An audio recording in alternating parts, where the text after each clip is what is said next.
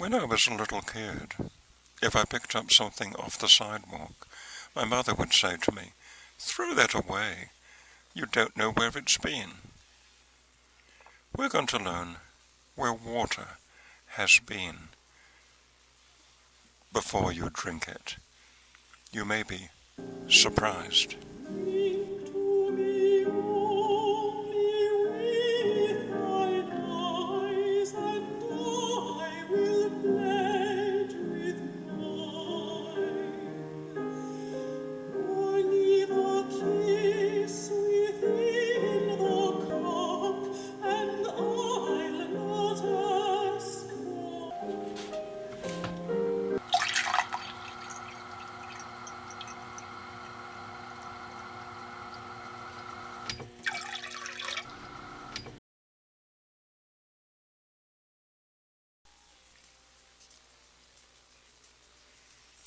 Excuse me, ma'am, do you know where that water has been?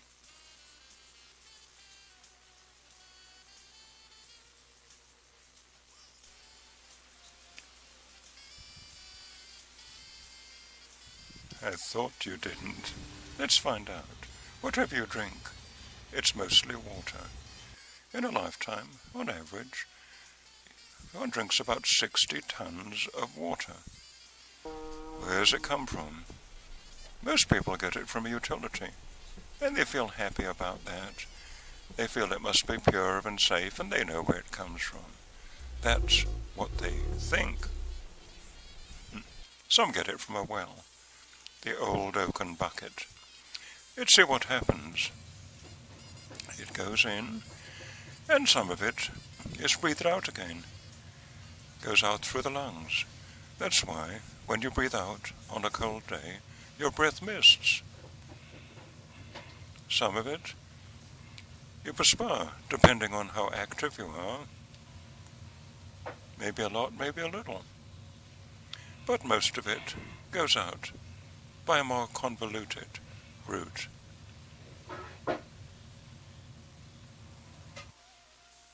About 25% of it is breathed out, 10% perspired,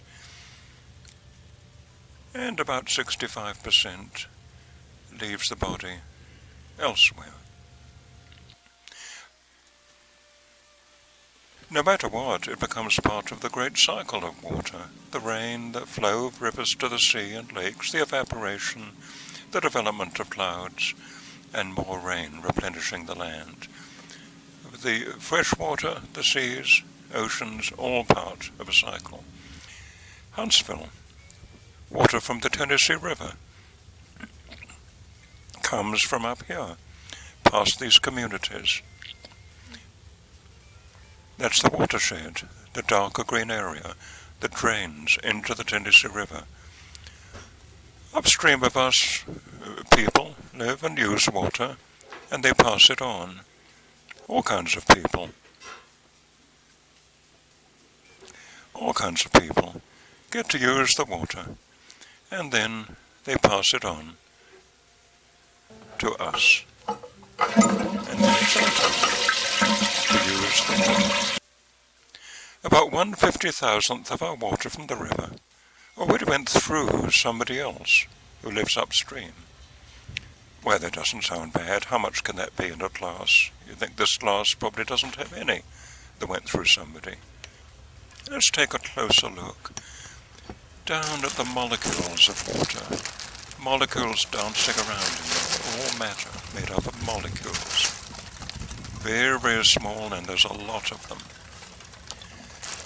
Chemists have a scale, molecular weight. Water molecule, its weight is 18. That means in 18 grams of water, they're called a gram molecular weight. The number of molecules is Avogadro's number, after an 18th century chemist.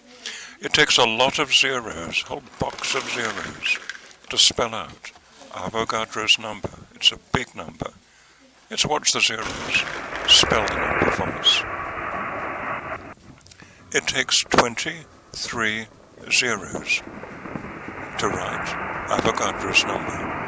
That's how many molecules there are in 2/3 of an ounce of water. way scientists, mathematicians write it, they just say 10 to the 23rd, 23 zeros. A lot of molecules.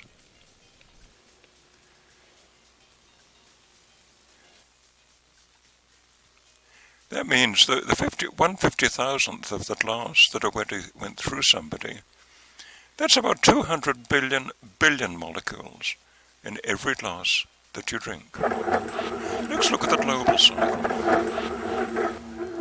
Water circulating through the oceans, currents, mixing it, flowing from rivers to the oceans, evaporating, raining on the sea and on the land.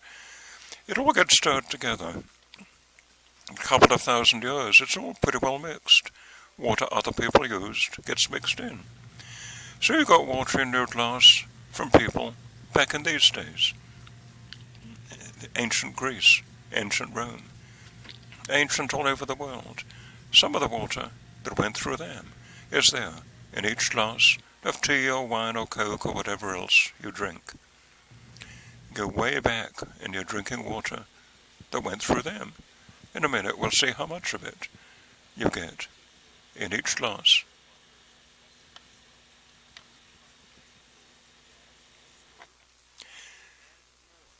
Just pick somebody from some period long enough ago that the water got mixed in. Attila, Nero, Alexander.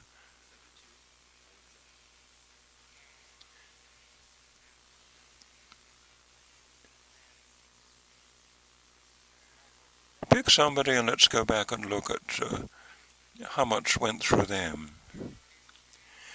The 60 tons that somebody drank in their lifetime, mixed into all the water in the world, works out to about 350 million molecules in each glass that you drink. 350 million molecules went through them before it got to you.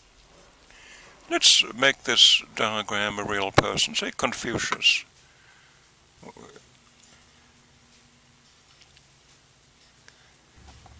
You know, at last there were 90 million molecules that Confucius breathed out into the air of China. He wasn't a peasant. He sat around philosophizing. He didn't do a lot of physical work. But he perspired about 35 million molecules for each glass that you drink. He didn't work, but there were times when he perspired. Like when he got word that the emperor wanted to see him. But, as we learned earlier, most of the water went from him by other routes. In your glass, there were 225 million molecules that left him that way. So now you know where it's been. Whatever you drink, that many molecules went through Confucius,